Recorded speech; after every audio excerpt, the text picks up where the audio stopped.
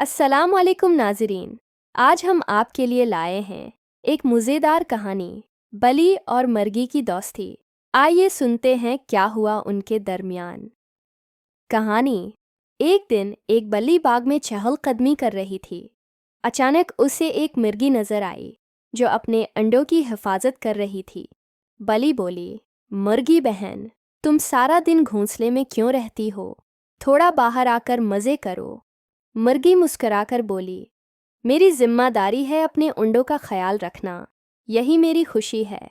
बिल्ली को हैरत हुई, लेकिन फिर समझ आ गई कि हर किसी की खुशी अलग होती है। कुछ दिन बाद बिल्ली ने देखा कि वही अंडे चौजे बन गए हैं और मुर्गी कितनी खुश है। बिल्ली ने कहा, अब समझ आई, खुशी दूसरों की देखभाल में भी होती है। दोनों मुस्कुराकर दोस्त बन गईं। तो नाज़रीन, इस कहानी से हमें ये सबक मिलता है कि हर किसी की खुशी अपनी जगह अहम है। किसी को समझने की कोशिश करें